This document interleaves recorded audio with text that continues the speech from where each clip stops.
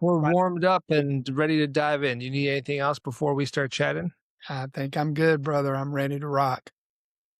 All right, Dave I'm Fowler. pleased to be here, by the way. Thank you for having me. I mean, I'm the lucky one to have you to be able to chat with you and work with you. We obviously have been doing so for a while because you have a book coming, and we'll talk about that more later. But you are as advertised. You are a very authentic human being, and it's been so nice getting to know you over the last several months. Transparency, man, just real people. It's such a beautiful and easy thing, and I think that's what I want to talk about today. Is obviously who you are at the core. Let's start here. You've got a website. Artists have websites. It's a very common thing. I know that you're a man of faith. You have one specific quote on your website, Philippians 4:13. I'm not a biblically versed person. I am a godly man, a spiritual man, not a religious person, but I was so intrigued by it. I can do all things in him that strengthen me or that strengthens me. Mhm. Why that particular verse or quote or whatever it is on your site? What does it mean to you?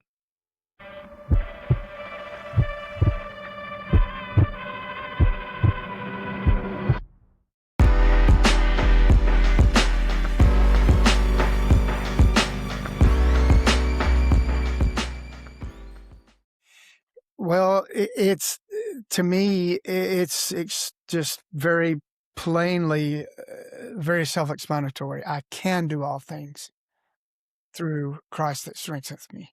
I'm not sure if you're aware of this. I sort of drew that from not only knowing the Bible as growing up the way I did, but Steph Curry, the basketball player, Mm, he had that on all the shoes that Under Armour made for him. Nike in the beginning wouldn't take his contract because he wanted that on his shoe, every shoe, and they wouldn't do it. But Under Armour said, "We'll take that guy. We'll take him. We'll do it for you."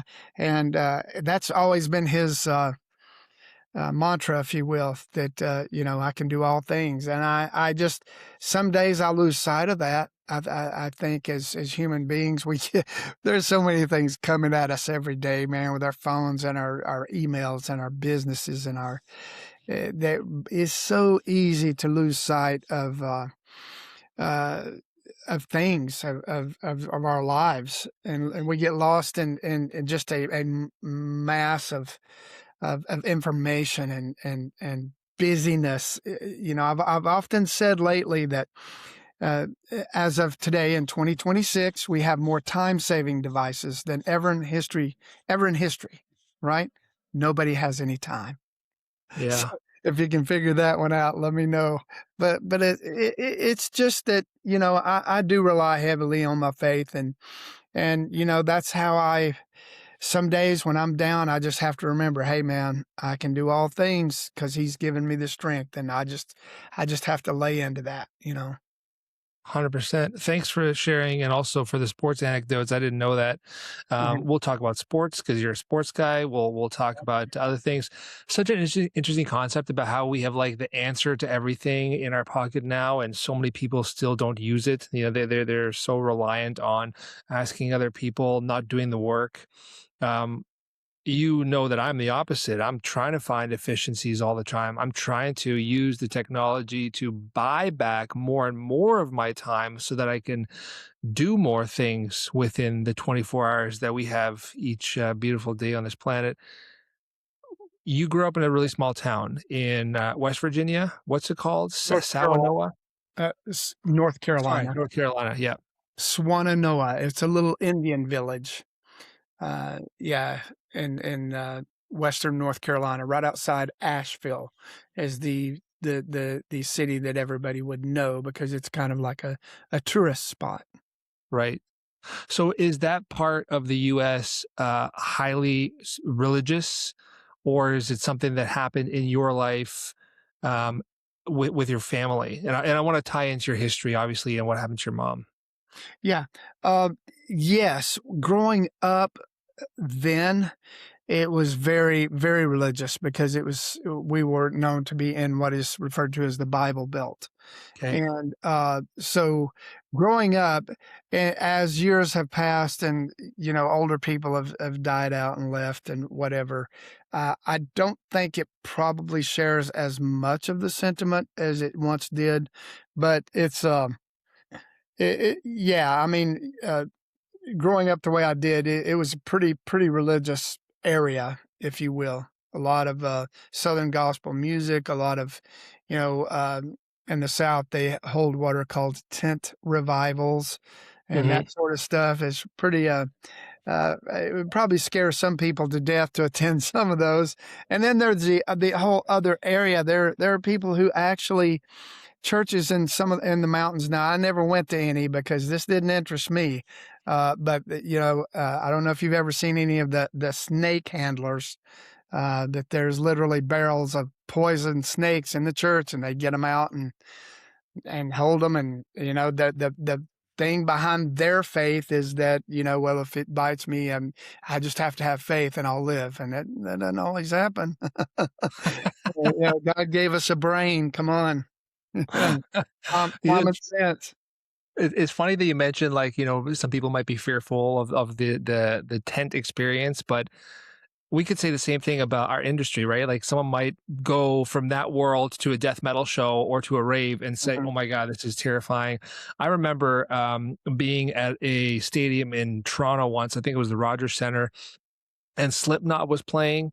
Uh, and man, the server was coming to our section and bringing drinks, and she was visibly not just disturbed, but like scared and shaken by the palpitations and the song and the not the song, but the sounds coming from from the band, because it's quite something else. So I think it's just another one of those things where if you don't understand it or know it, then yeah, maybe it's a little off-putting at first, but once you understand it, that everything else fades away and it just becomes another human experience. Yeah. Ironically enough, Danny, my buddy who now manages Dolly that I've worked with, Danny came from Slipknot. He was Oh, their really? Yeah, he was their tour manager, and he's shared some quite interesting stories about those guys. I mean, yeah, it's not something I personally am going to run out to purchase, where it's not my cup of tea. But hey, a lot of kids like those guys, and uh, I don't know enough about them to have uh, a lot of a say or opinion, Yeah. but Danny came from that world, so I have a few inside Slipknot stories that are there were some scary guys, let's say. Well, let's for another podcast or this one, whatever you're comfortable with. But that's a funny arc, eh? Like coming from the world of heavy metal to Dolly Parton, very very big jump. Let me go back though. So we're talking about your upbringing, we're talking about faith and religion, whether someone's a believer or not. This story about your mom and you even being here is just unreal. So I'll just set it up quickly and you can fill in the blanks and the details, because I'm sure you've shared this before, but many people probably haven't heard it.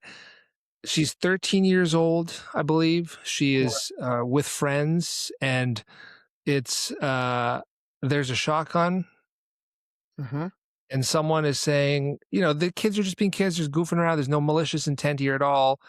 And she gets accidentally shot in the stomach and flatlined, from what I understand, 4 times, died 4 times, Correct. Mhm. and didn't even know if she was going to make it. So if she's going to make it, the chances of her being able to get pregnant later in life are slim to none. And somehow, not only does she make it, but she has 4 children, one of whom is you. Correct. We're Talk spread about out. talk about grace of God, right? Yeah, that's all I can attribute it to, and so would she if she were here. I mean, she's still with me, but if she Mhm. were if she were on the podcast, she would certainly say so as well.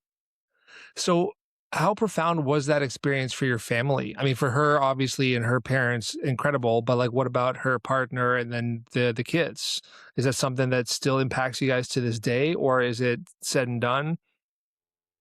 That's it's an outstanding question, and I can sum that up pretty good, I think. Mom, after that accident, she was just so grateful to be here, you know? I do not recall, and granted, as we will talk more and more as we go here, to be completely transparent, we weren't destitute by any means, but we were not wealthy. We were poor mountain family Yeah. in North Carolina. I don't ever recall, even though we never had a lot, I don't ever recall mom being anything but happy. I don't Mm, recall her complaining about what we did or did not have or what we needed. I promise you, I never recall hearing her complain.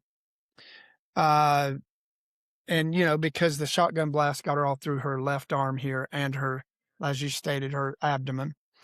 And so her little left hand looks like this. It's crippled, mhm. and they had to, this, it just completely destroyed this bone here. And so they had to actually take bone from another part of her body to try to, and back then, this is like 1954, you know, 53, 54, when technology wasn't what we have today. Um, so it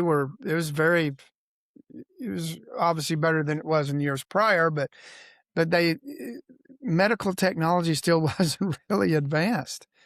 So somehow they reconstructed her arm and she lived, and as you stated, it was just she had gone home with a girl who was a friend of hers after church that her family knew. And it was ironically on Mother's Day of all Oh my. days. Yeah, it happened on Mother's Day. And she her little brother was 5 years old, and farmers back in North Carolina, or probably anywhere for that matter, would keep a gun rack over the main bed with a shotgun loaded in case something got after the farm animals, because they depended on the animals for their eggs, their Yep. food. So if a coyote or a bear or something got after the animals, dad would get up in the middle of the night and go out with the shotgun and run them off or something, but this kid was 5 years old. He knew just enough to just pull the hammer back on the shotgun, and he was just playing. He was completely innocent. My mom never harbored any resentment toward the family or him or anything. And just happened. She lived, which I'm very grateful for. I wouldn't be here if she didn't. Mhm.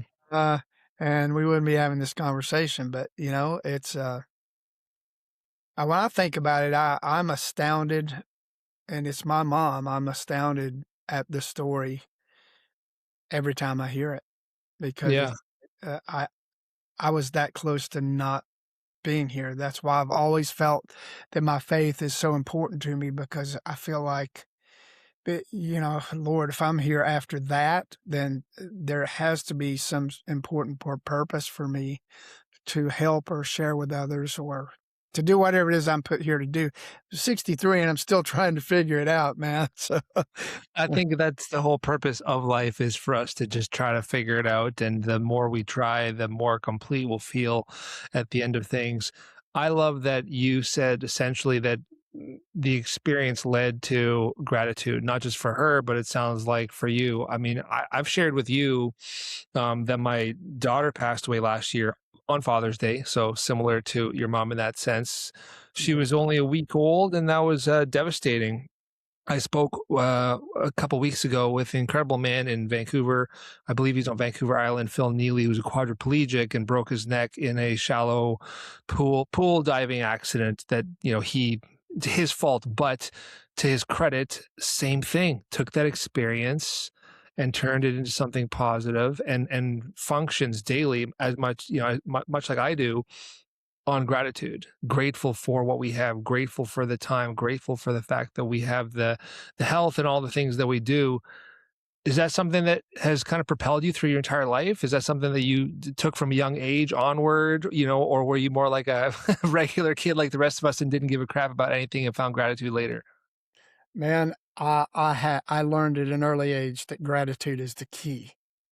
Mm, Is the key. It's like I can't imagine how you must have felt, and I'm uh, how, it's always been that age old saying that a parent should never outlive a child. You know, mhm. uh, yeah, I mean, I think gratitude is the key to get us that will drag us through anything, that will carry us through. We got to be grateful, man. I mean, we have a lot more. I know times get hard. I know times get tough, but man, come on, we still the good will always outweigh the bad, in my opinion. So Yeah, I learned early on to be thankful for what you've got and not what you but it's so easy though to in the same breath to focus on what we don't have and what we do want, what we're aspiring to have and to do. But I think a whole lot of getting to the next level is being extremely grateful. Biblically it talks about that. Be grateful, in all yeah, things. 100%. I haven't Uh, shared this before, but I believe in God. I believe in God in the sense that we are all connected. Everything, you and me, and the trees, and the dogs, and the rocks, and the plants, we're all connected. And it's probably through a music, a vibration, a frequency. Um, I was with my fiance sitting on a bench after we had been transferred to our third hospital because things kind of just progressed. And we were sitting there after it was the evening, I think it was 6 or 7 o'clock. This was about 3 or 4 days before she passed away. And we were obviously just bawling and beside ourselves and sitting on this bench outside. And I looked up and there was the sun was setting and it was setting behind a big tree. And the light was just kind of amber and shining through the tree and slowly dropping. And in that moment, I knew I wasn't going to get her back. I had hope for the next few days that it was going to turn around, but somehow I just knew in that moment the sun is setting on this little life, and it was brutal. But like, how do you explain that that? How can I possibly explain that that I was 100% dead certain that well, bad choice of words, but 100% certain that that's what was going to happen. Faith faith is important, and I think it comes in so many different forms. We talked about the music industry and faith there. Let's go back to your beginning because faith ironically takes us on this musical journey because I believe that it was in church that you picked up the bass and everything changed, right? yes, it did. I mean, I literally really had not been playing between 4 and 6 months before I played in public, at church. And I was just like, well, it only has four strings, so how hard can it be, Yeah. And I just, I don't know, man. I just was drawn to it and just loved it so much. I just put the time in, you know, and but that's where it all started was at church. Talk to me a bit more about, what it was about the bass, I mean, other than it maybe being easy. When you picked it up, how did it feel? Like, because there's so much intrigue for me as to why that instrument and what made it stick. And then we'll have to fill in the gaps of like the arc between that and sports and watches and Harley Davidsons and Dolly. There's a lot of stuff in between. Yeah, a lot of stuff to cover. Um, it just I thought I wanted to be a drummer first. So my dad got me a snare drum and I kind of did that for a little bit. And I was like, "Oh, I don't know, man. That just wasn't me somehow." And then I thought, well, and then we talked about, they always needed a bass player at church. So I was like, well, I could do that. And at the time, I had played football and baseball the most as a kid in, the summer leagues and everything, fall leagues. And And there was just something about when I picked up a bass that just spoke to my heart. It just spoke to my soul. It's like, this is what I want to do. Then I saw Gene Simmons, and then I knew for sure that's what I wanted to do. And you can imagine how that may have went over back then, with my family. But yeah, I mean, and then I got into, all the greats, Jaco Pastorius, Stanley Clarke in particular, all the great jazzers, and begin to see that bass was an evolving instrument. It was coming from being just a support instrument to some guys taking it to the next level, like Jaco Pastorius and Stanley Clarke. Mm, Then Marcus Miller was coming onto the scene in the early 80s, and it was just fantastic. There was just something about it that was like, when I put it in my hands and I sat down, and it was just like, this is it. This is yeah. what I do. And there was just that kind of magical, euphoric kind of just knowing that's what I wanted to play, you know? I mean, that's the best way to do it. So this affinity for sports, which seems to be a, decent part of your life now, started around the same time as your love for bass. What did Mama Fowler say when you came home and said, check out, Kiss and the the wardrobes and everything after coming home from church? Well, that was something we had to work through. It was a teenager going through a phase, as we say, and as we all do. And, rock and roll is all about, it's all built on rebellion, let's face it. And, and every kid, I don't care who they are, they're intrigued with that to some degree. I don't know if it's a dark spiritual thing that draws us to it, or if it's just the power of what it does, or I can't explain it, but I fell totally for it myself. Loved it, loved Kiss, loved Foreigner, loved Boston, all the great bands that I got to grow up with. Bad Company, Mhm. love that stuff. Foghat, was really hot in the mid '70s, late '80s, early '80s. Yeah. Just just great music. Thank goodness that even though I'm an old man now, I'm so glad that I grew up when I did, because I got to enjoy what I feel like is the best of the best music. We had Motown, we had just such great rock bands, as I just noted. We had the '70s funk era was just amazing. We got to enjoy the best of the best, to me. Mm, And sports were always important to me when I was a kid, because every kid likes to play ball, right? yeah. I just happened to get pretty good at it, Um, no, I could have probably played college baseball, but by the time bass came to me around the age of 14 is when I really got serious about it, because I had to choose between sports and that won out. So no baseball, just the bass. You dropped the ball. Dropped the ball, just the bass. That's You right. know what you said earlier about light, dark, all of those things. I got into a point in my life now where I'm trying to really look at everything from a holistic perspective, from this idea of oneness. And I don't think that there's good or evil, dark or light. I think it's all part of this beautiful system that we live in. Sure, I focus on light. But to know the dark and to respect the dark and understand the dark allows you to appreciate the light even more. And when it comes to music and art and genres, you know, I think it just comes down to the character, personally. There are so many death metal bands that are Christian bands, and just because it sounds a certain way, it feels a certain way, doesn't mean the intention behind it is malicious or that the people behind it are. Um, just an aside, just a thought. What do you think?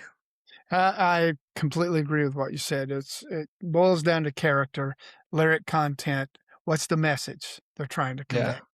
You yeah. know, I completely agree with you in what you just said. Yes. It's funny is because without those things, we can't have these stories of redemption and growth and change. Like, I've done bad things in my life, and I'm not proud of some of the things I've done and some of the stage in my life, like who I was. But I need to go through those to learn and grow to become a better person now. I don't know why this just popped in my head. I know you've played with Billy Bob Thornton, and we're going to talk about your music in a second. But like, if you think of Bad Santa as an example, Mhm. um, the guy's just a piece of, like, piece of work. But it's the arc. It's the arc that at the end of the movie you see the herd, you see the character for their wounded child or whatever it is, and through that they can find growth or redemption. So it's almost like we need the dark to have the brightest of lights. What do you think? Yeah, absolutely. You can't. You said it well. You can't appreciate the light unless you've experienced the dark. But the light will always overcome the darkness. Uh, Yeah. you know, so yeah, I mean, it's I absolutely, I can't say it any better than what you just said it, honestly. Gotta appreciate the dark side of the moon, right? Right. um, let's talk about your music before we get into some more personal stuff. So I'm just going to read some of these notes because honestly, they're just incredible. And I think it sets up this part of the conversation so well. So, studio credits that include Toby Keith, Micah Roberts, Lori Morgan, Colin Ray, Cinderella. You've appeared on numerous TV shows, Jimmy Fallon, Billy Ray Cyrus. The list goes on. I'm not going to read all of them. You were also producer and songwriter and served as editor in chief and co-owner of Base Frontiers magazine. But the amount of people that you've toured with is staggering. I mentioned Billy Bob Thornton just there. There's obviously Dolly. The list goes on. How did you go from 14-year-old bass wannabe to I'm quitting baseball, bass is my jam, and now 40 years later, look at my history? That's a really good question. Uh, I've often asked myself how I got here, and I don't have an explanation other than it's been a complete God thing that He's just looked out for me. The jobs have just appeared when I needed them most. He has provided a way for me to have a platform to share things like my faith and to help. I love helping other musicians. So if there's other musicians out in Iowa or up in Canada or anywhere that I can help, by all means, please feel free to share my email at the end of the podcast. And I'm always willing, ready, and able to answer questions or to help if I can, enlighten anybody to how Nashville works. If they're ever interested in coming here and having a career, I could certainly shed a lot of light on it. But I don't know how to answer that. Um, I mean, one of the best examples that comes to mind was, I went from after a certain period, I was still married to to my son's mother, and I went from being unemployed one day, and the next night, I had played the arena in Montgomery, Alabama, with a single phone call with Billy Bob and opening for ZZ Top. So I went from unemployed 24 hours prior to sitting on the bus with Billy Gibbons sitting beside me, Dusty Hill sitting across from me, and Billy Bob Thornton sitting right there. So it's like Billy, Dusty on that side facing this way, and I'm sitting here beside Billy Gibbons, who I've listened to as a kid, and I'm going, how did this happen? I was unemployed 24 hours ago, and here I am. Just amazing. And I don't know. I don't have any explanation for it, man. There's guys that play a lot better than I do. I just happened to get the call. You know. Well, I've known you long enough to know that you're a modest guy, humble, similar to my buddy Lance, who you know well. Oh yeah. Um, the industry is definitely talent. I mean, you're a super talented bassist, whether you like to admit it or not. And I think the mark of a good musician is that you'll always say like, "Oh, that guy is better than me," while still knowing that you're excellent. How much do you think it has to do with just the fact that you're a good dude and people are like, there's no bullshit with Dave. There's no drama. He's a nice guy. He's honest. He's authentic. He's hardworking. I want to surround myself with people like that. Do you think that that type of personality has afforded you these opportunities? Yeah, I will say that. I don't say it's embarrassing sometimes for me to talk about myself, but I but there's no question because if a kid reached out to me today, if he saw this podcast and he was like, man, well, what does it take to make it in Nashville? Well, I can tell you what you just said. You have to be not because they will pick a guy. If you audition for like a big band or a major artist, like a Jason Aldean or, Chris Stapleton or somebody, they're going to weigh out. Is that guy going to be fun to hang with on 40 feet of bus for, 6 weeks? Is he going to be a fun hang? Or am I going to be able to sit down and have a conversation and have a nice dinner together and everything be cool? Or is he going to be a bunghole and not somebody I want to be around? Yeah. And even if I'm less of a player, they'll probably pick me Mhm. for those reasons, for the reasons you just stated. So it comes into play greatly because if you can just play songs, that's all that matters. You, you Yeah. know, if you can play songs and you're a great hang, then you probably stand a really good chance at making a living here. It's funny, I learned that lesson from a boss in Toronto roughly a decade ago. Charlene, she was awesome. She was probably my favorite boss ever. And when I was first interviewing for this gig, her and I went out for like food and a drink, had some beers, and I'm like, this isn't your typical interview. And she said, yeah, honestly, my process, I want to know if I can travel with you. I want to know if I can hang out with you, like teaching you things and working with you. Like resume speaks for itself, just like every other applicant, but can I get along with you? And I think that that's such a wise thing to say is, you want to be able to do that. Let me ask you something, then I'll flip the script. And this isn't about ego. This is curiosity. So you and I are working together. We're developing a book, your first book, which I think is going to be super telling of who you are as an individual. Your authentic self, your open book, for lack of better terms. Mhm. What was it about us that made you want to work with us? Like, how do you in the industry gauge someone that you can get along with or that you will work with that's not going to screw you, so to speak? Well, I knew in our first lengthy conversation that you guys were going to be a good fit for what I wanted to do. You guys were super super nice, super sweet to deal with. You take into consideration everything we say. And though I've never done a book with the help of our good friend John Sharp, it's coming to be a reality. And you guys just it's not even that you said all the right things. It was just the vibe. It was just that, yeah, this feels right because of personalities. Aaron, you, Lance, everybody at V13 has just been. John and I talked about it after we got off that first call, and we were like, "This feels right," because I had Mhm. had another thing kind of pending, and it just didn't. John and I talked about that as well. We were like, it's just this doesn't feel right, Yeah. But after we spoke with you guys, everything just seemed to be calm and be on the level, and we're taking our time. You guys are really helping us get it right. John is a writer, but neither one of us have written a book. I think it's coming together nicely because of what V13 is bringing to the table, and I'm very proud of that. So thank you. I appreciate that, and you're welcome. But that kind of proves my point earlier, and what you were saying is that, like, for anyone that's listening, watching, stay true to yourself. Be a good person. You don't know who you're going to meet that maybe one day you're going to work with, and if you're kind to them, considerate, compassionate, whatever it is, you're not too needy, aggressive. They'll remember that. And then you might get that call overnight to be on that tour bus, or you might find that small company that can help you make your book become a reality. So stay positive.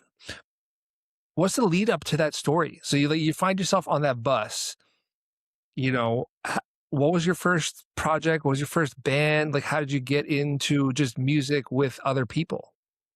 Well, that's reaching way back to high school. Okay. was childhood friends. Joey Lauder played guitar and was just a great school friend. We were very close. He and our drummer was a guy named Neil Hoylman. Tragically, Neil passed away years ago from some. It just could have been avoided. It was sad, but at any rate, the three of us and another buddy named Martin Robinson played guitar. So we had two guitar players, bass and drums, and we just started jamming together. You know, we weren't anything special. We just kids want to play music, you know, and that's where that kind of started after the church. You know, I always played in church even through that period as well.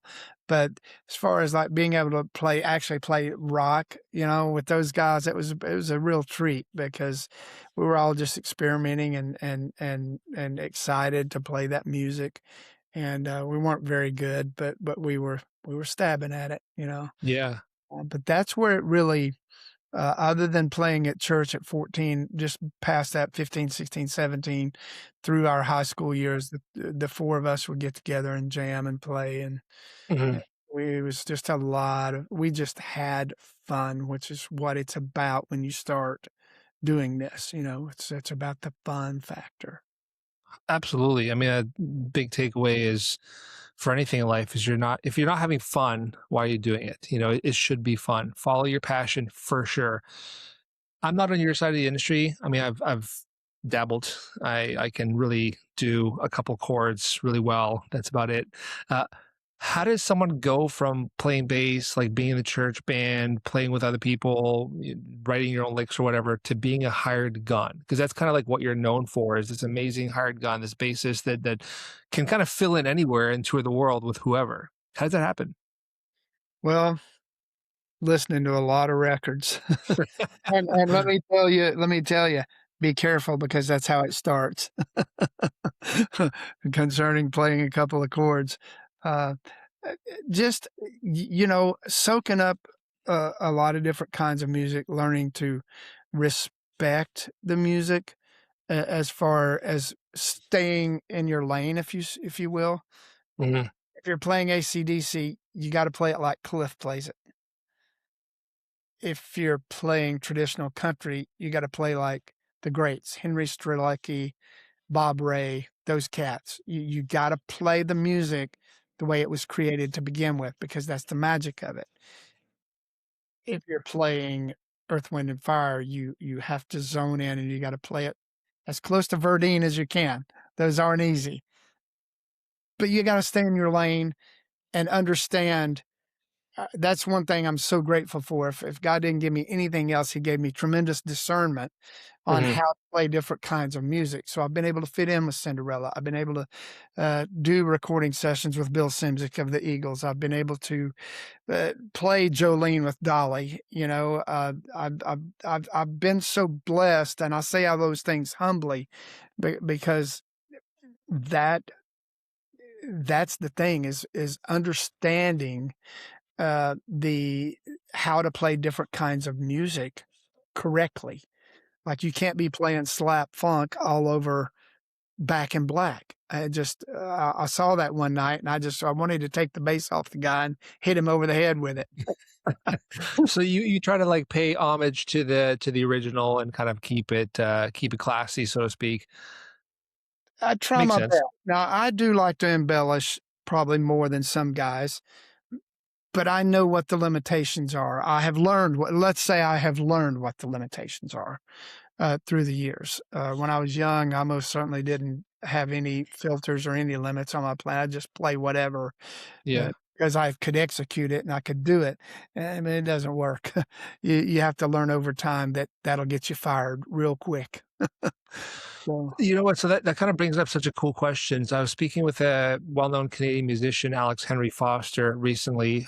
We had a lovely chat. He was on a rooftop in Tangiers, Morocco. I'm like, "Phew, it's a good place to do the pod. I wish I was in your spot." yeah. Um, and you and I were going to chat, and then we rescheduled. And so technically, his guest to guest question was more specific to you, and then I had to make it more generic for the previous guest. But I'm going to bring it up anyways because he said, "How do you?" I mean, like Dolly is such a great example because it's such a huge camp, it's such a huge brand. She's got such a huge career, and I'm sure it's like a tight crew, and it's tough to get into.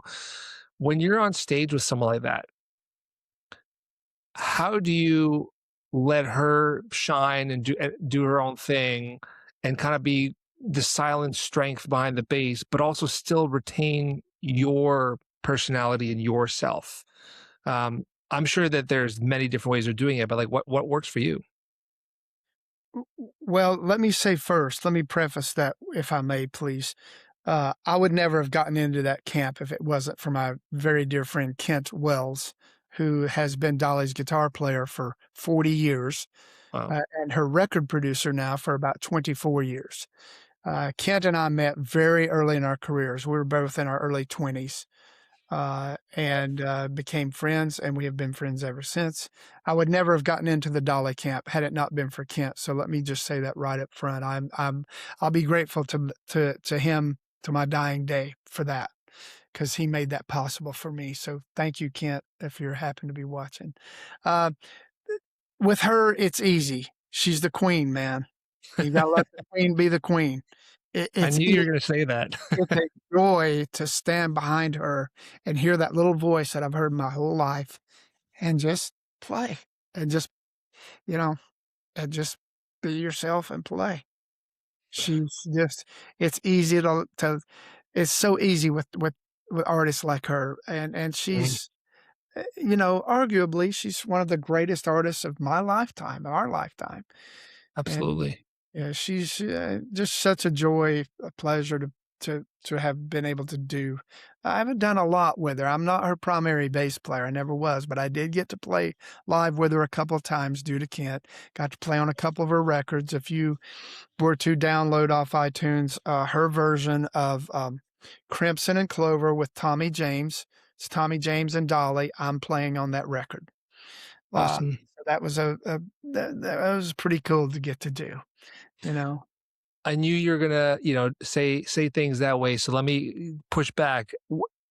With anyone that you're working with, how do you personally balance it? Like, how do you set up there and know how to both support the artist but still stand out on your own? Because you, at the end of the day, you're still Dave Fowler, and Dave Fowler's got a reputation and a personality as well.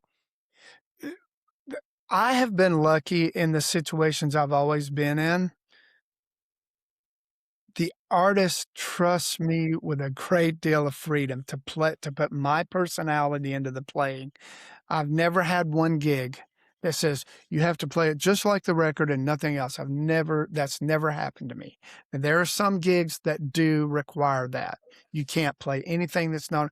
I've always been in every situation that I knew just enough to not get myself in trouble, to embellish and play things that did or did not fit.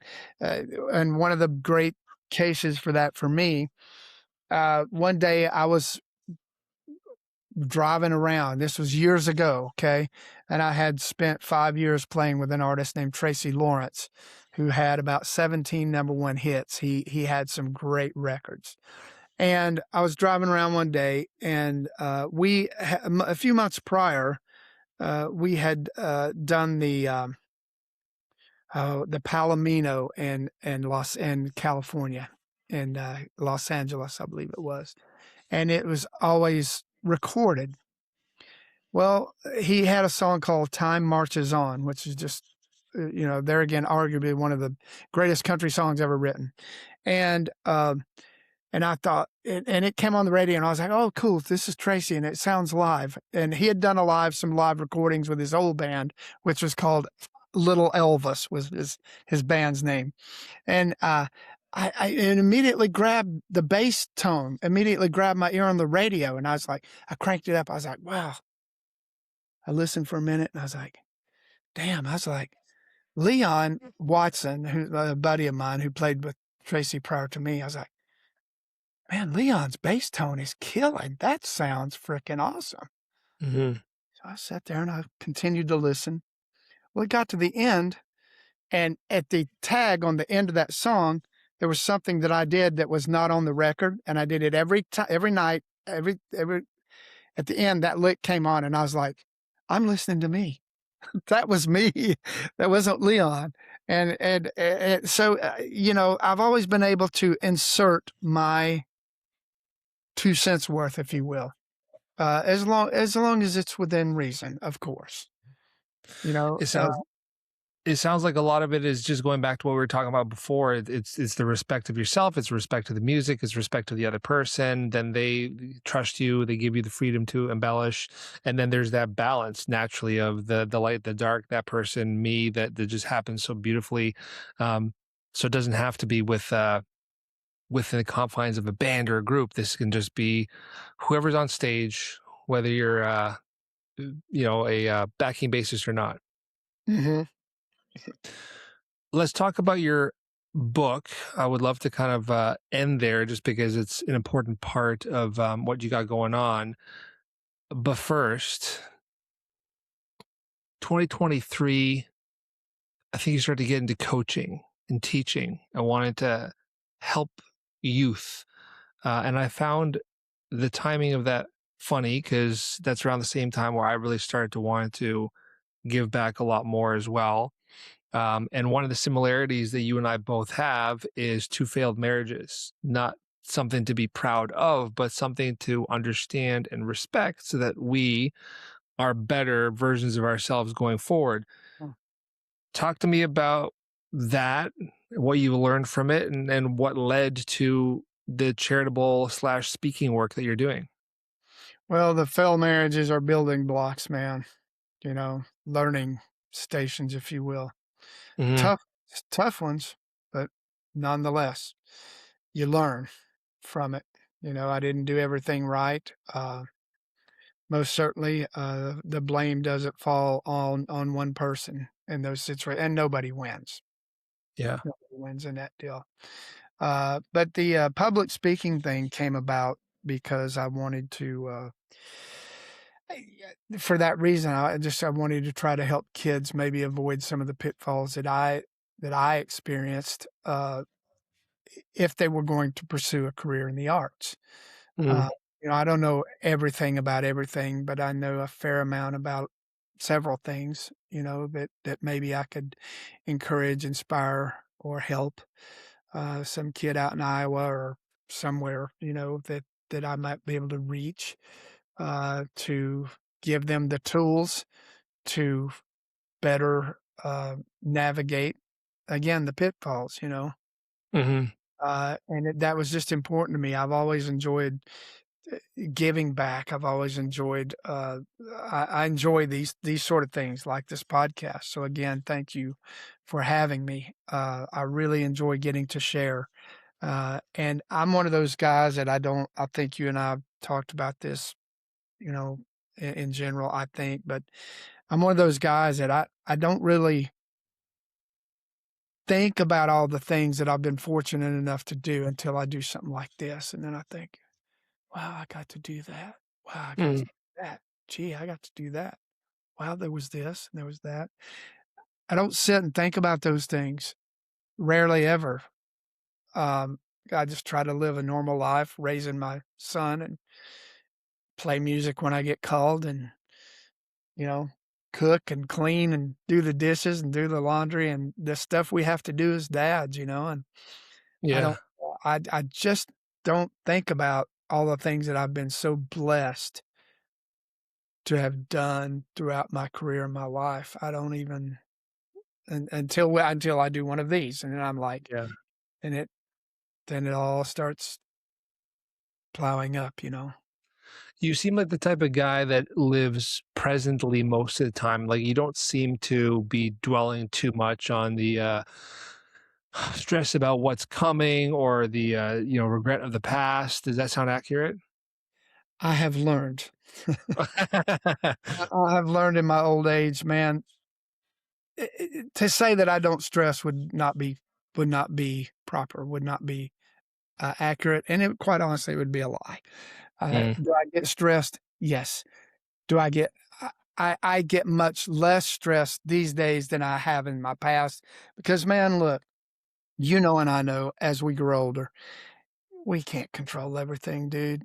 It just ain't gonna happen, you know? So why do we wanna sit here and worry ourselves sick over things that we have absolutely no control of? I can go get on my motorcycle for 30 minutes and the whole world goes away, you know? And I feel my mind is so free when I come back. And it just there's just no point in stressing about it, man. I can't I can only do what if I get up, my old pastor, Dave Foster, God rest his soul, he said, if you get up, suit up, show up, and do the next right thing, everything will take care of itself. And he's right, man. And that's what I try to do, you know? Yeah. You mentioned the bike there. You, I believe, are a Harley guy. I mean, the hat says it. How'd you get Yeah. into motorbikes? Like, what's the deal there? I've always been fascinated with them since I was a kid. My dad had a little Honda motorcycle when I was a kid, and I've just always liked motorcycles. And because I'm a Southern American boy, you know, and now an old man, but there's something that goes hand in hand with being a Southern boy and having a Harley Davidson motorcycle. I hate that they're in, you know, the company's in a lot of trouble, man, these days, um, because kids now don't they don't get out and ride their bikes. They're on video games and cell phones, and when they don't go out and ride a bicycle, it translates that they will later in life not buy a motorcycle. Uh, Hmm. so unfortunately, I'm fearful that someday they may go away, but until they do, I've just always loved them. I don't know. I traveled with a really good friend of mine. His name was Ed Tony. Ed and I traveled with Rhett Akins, Thomas Rhett's dad, in 1995 to 1997.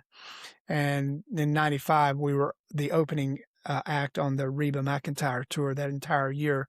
And Ed was big into bikes and he kind of urged, you know, he kind of prodded me along to get my first one. But it didn't take a lot. Didn't Yeah. take a lot of convincing for me to jump in there. And I've just love them, man. I can go to a shop and just stand there and look at them all day because they're works of art to me. And there's just, it's that silly, maybe even cliche thing of it's freedom. It really is. It really Hmm. is. Unless you go out and ride one, you can't. It's that other adage of if I have to explain, you just wouldn't understand. Yeah. It's very difficult, but it is a feeling that's just it's unparalleled by anything except maybe playing bass. Well, I was gonna say there's like a fun similarity between the two, right? Like they both are loud. There's vibration involved. There's an element of shine. They're kind of a one man thing. There's definitely a crossover between the two, so it makes sense. Yep. Let's talk about the book. We Mhm. could probably spend 3 hours alone just talking about your musical accolades, but like the book itself covers this. This is your first ever deep dive into the historical musical analysis of Dave Fowler's life so far, and there's a lot in there. Um, so before we kind of touch on that a bit more, John, John W. Sharp, how did you meet this guy? How is he involved with the project? And then I actually have a question from him for you.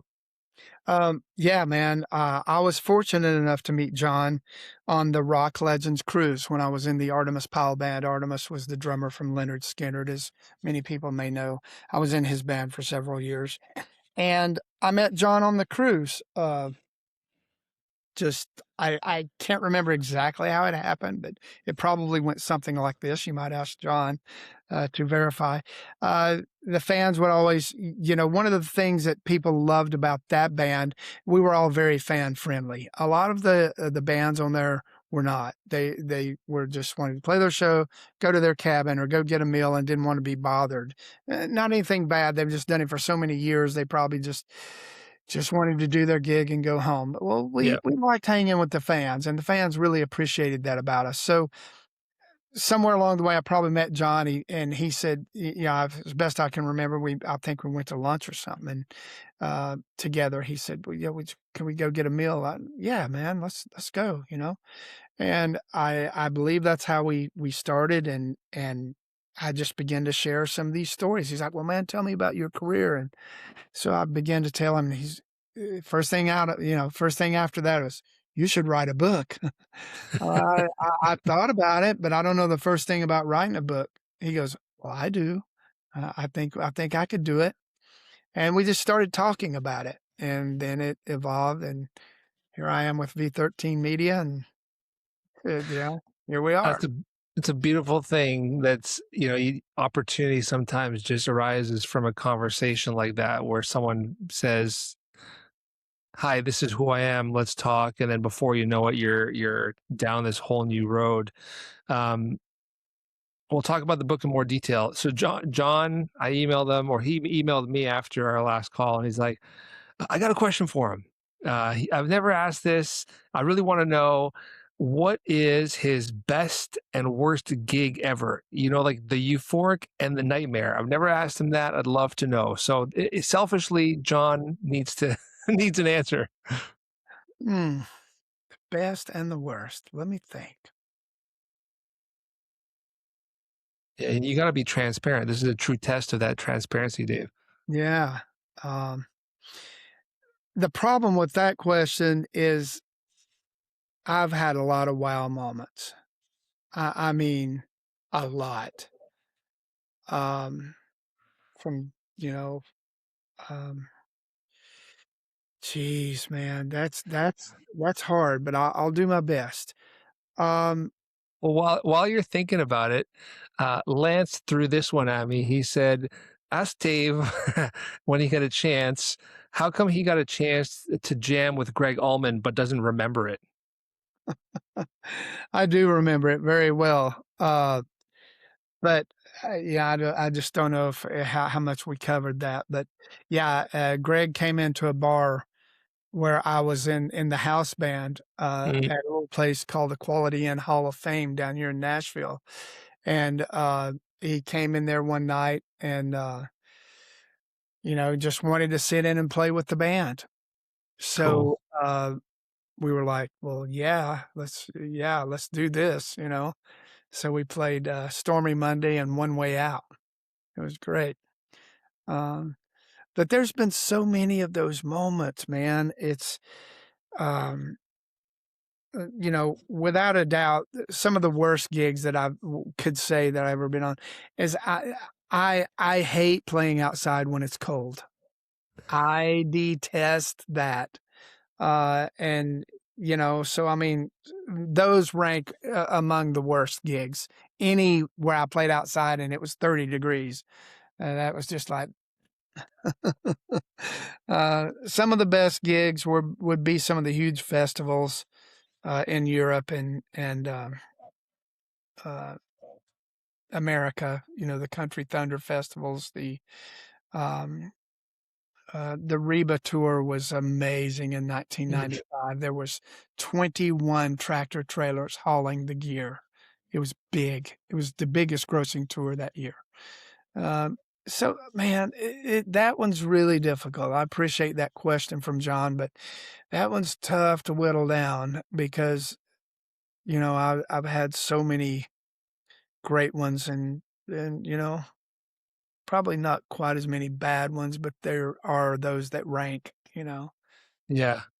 It's funny because it's telling of you, it's telling of the book. So this book has just got so many stories. Like for a music junkie, especially within the classic rock world, man, there's so many like oh my god moments within the book itself. And you as a human being are, I think, doing this cool balance of I want to share things, I want to spill the tea, but I'm trying to do it respectfully so that people don't necessarily look worse or bad, but I still want to share the story. Does that sound accurate? Mhm. So Yeah. what's the book like? What's the book mean to you? What's the point of the book for you?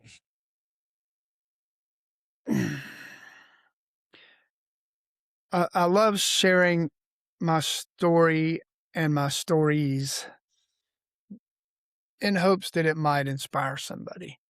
Mm. Because I do come from humble beginnings, and it's like I tell my son all the time, you can accomplish anything you want if you want to do it bad enough, but you have Mhm. to want it worse than the guy beside you.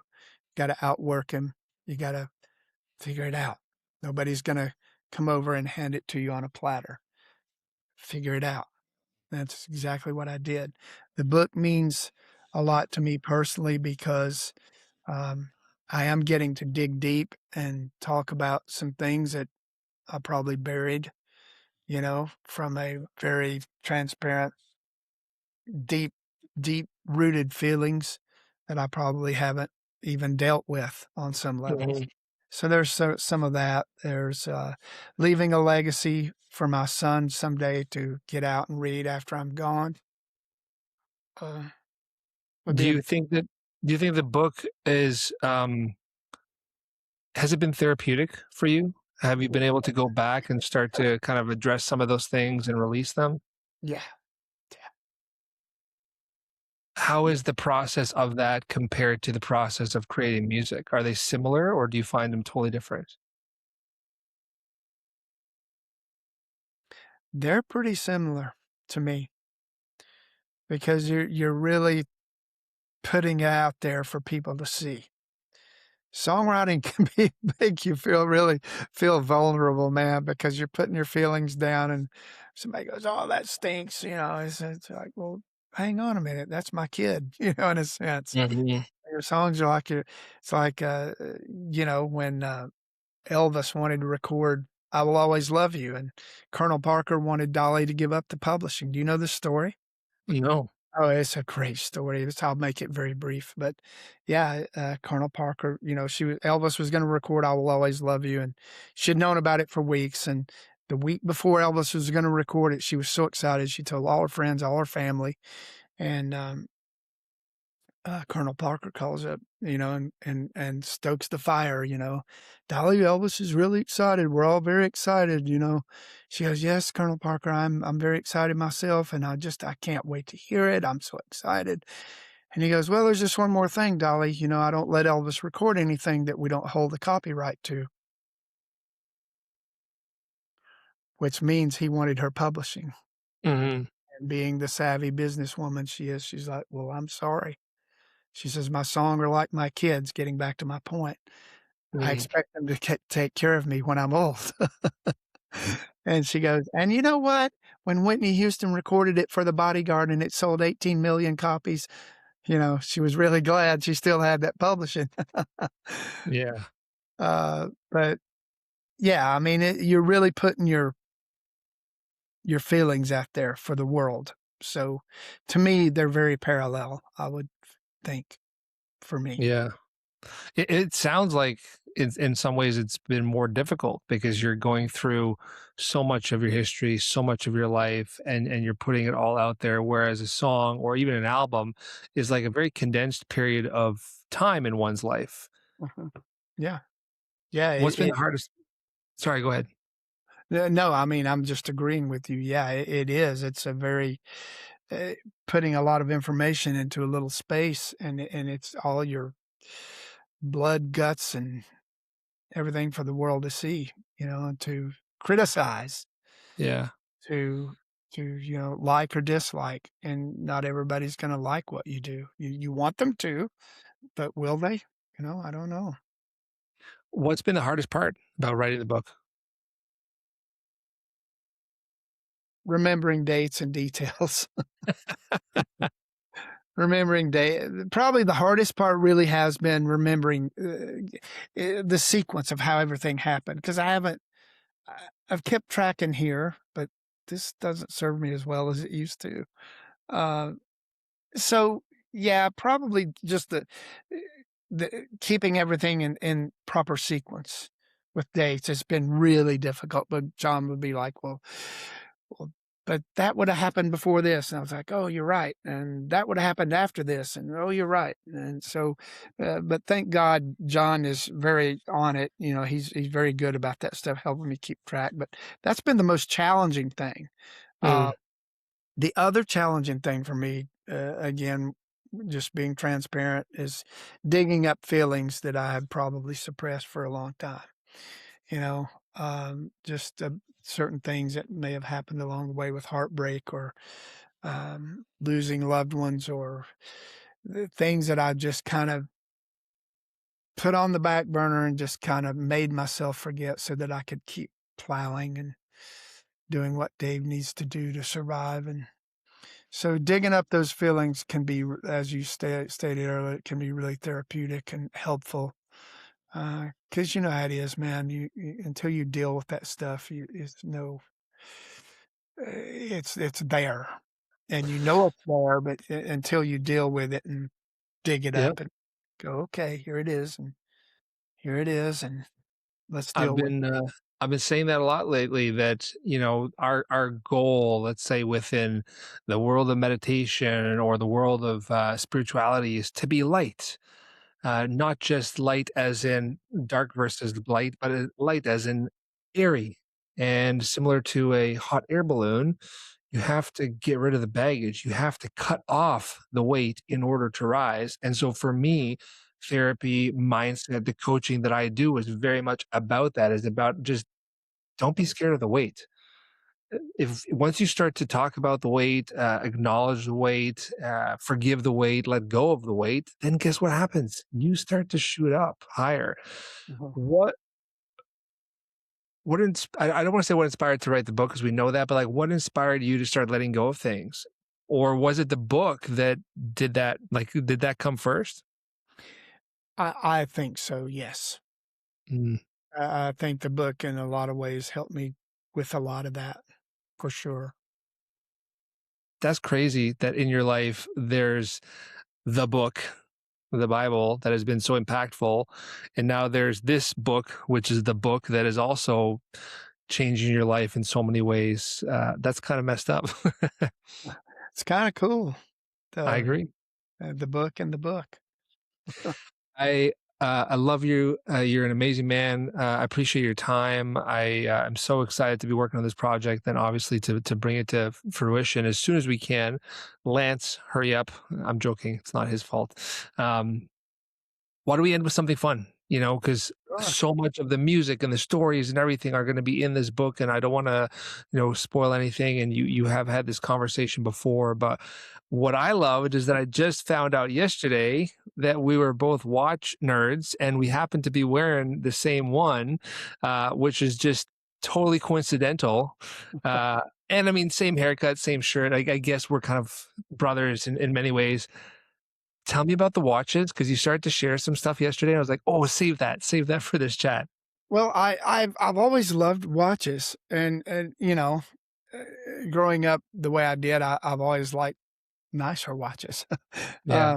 uh, and I had this watch called a Noblia. I don't know if you've ever heard of those. Noblia. And this is a funny story, uh, but very true. So, and it costs a little more, and I bought it when I was in Oregon because Oregon does not have sales tax. And I can't remember what I paid for it. It was a few $100 back in the 80s, which was for me somewhat of a substantial purchase. Yep. So I wore that watch for years. I wore it till it just couldn't be worn anymore. I think I don't know what I did with it eventually, but wound up being on an episode of Walker Texas Ranger Of course with, it did. with Tracy Lawrence. Chuck Norris was wearing the exact same watch I had on, the Noblia. That's funny. And that was our talking point when got to meet Chuck and talk with him. We discovered that we had the same watch on. But I've always loved watches, man, and I've always, in particular, loved tags. I just like them, and they're just really well made watches. And as I was saying yesterday, I'm not a El Cheapo, but I have to do things sometimes on budget. But I find a lot of these, like I found this one in a pawn shop, man, and it needed a little bit of attention. And I happened to be acquainted with the tag authorized repair service in New Jersey, so I just send them up there and they completely refurbish them. I mean, not for free, but it's Yeah. store. I'm still into the watch for much less than if I would have went to the store and bought it, you know? So I have like 4 of them, and I just enjoy wearing watches. I always have. Before I forget too, I have to are you aware that, our friend Jay that introduced us, right? Mhm. You know, today's Jay Lang. her birthday's today. You know what? Thank you for reminding me. I talked to her yesterday and I said I was going to wish her happy birthday. So, Jay, not only am I going to call you, but now you're getting a happy birthday immortalized on this podcast with Dave. So, happy birthday, Jay Lang. You are an incredible force of nature. Yes, you are, sweetie. Thank you for introducing me to V13. Yeah, she is a special woman and she's a fantastic author. And her story itself is just insane. I know a lot of it. But most of it I'm not allowed to share, but like the fact that at her where she is in her life, that somehow she just went back to school, picked up the pen, and is now a published author of I think it's 13 or 14 books is just mind blowing. Talk about productivity. Um, what is it about the watches? You know, like, is it because you grew up so poor that you aspired to have a watch and now they intrigue you and fascinate you? Is it the time element? Because being a musician, especially a bassist, there's such an emphasis on consistency with the rhythm and time. Like, what does the watch mean to you? I think where it really started was, part of it was being poor and just always noticing that successful people that I was around always had a nice watch on. Hmm. And that was part of it, and the other part was when I started in this business, when I, with Lori Morgan in the very early days, she wanted me to be, the tour manager as well as the bass player. I could make twice the money as everyone else, but I was gonna have to, put more work in, which I'm Hmm. always to do. So being on time is everything. So and we didn't have cell phones yet. And then the mid '80s, not everybody we didn't have cell phones. If you Yeah. did, one of those big walkie-talkie looking things that was, looked like a field phone for the army or something, you know. But I had to have a watch because punctuality is freaking everything. So that's where it really took it to the next level. I had to have a watch. And now we're so used to looking on our phones, even though I have a really nice watch on my wrist, I'll be going, what time is it? And it's right here in my phone, but yeah. So I think it was a combination of those things though, Chris. I think it was, um, you know, being poor, the Mhm. status, having a nice watch, and then of course, it being very instrumental in the job I had. You know, When someone says to me, how do I make it as a musician? How do I make it in the industry? I say now, be Dave, be kind, respect yourself, respect the song, respect the other musicians, um, be good to others, don't have an agenda, show up, work hard. Does that sound accurate? Does that sound like the way to do it? that's the exact elements. Be on time. Be on time. Be on time, and be on time, and you'll be fine. Um, I really appreciate your time and your candor. Let's leave it here, and we'll wrap up with you giving us the last word, the final thought that everyone can take away for another day. Well, I would say in the day that we live, it's really easy for people to sometimes get at the end of their rope. You know, when you feel like you don't have a friend, you don't have anywhere to turn. And, I would just say if you are willing and you feel like you're at that place and you just, have a good talk with God and get real with him. If you're mad at him, he can take it. It's nothing new to him. If you just don't have anywhere else to turn, you really do, you know, just give it a try, you know. You never know what may happen.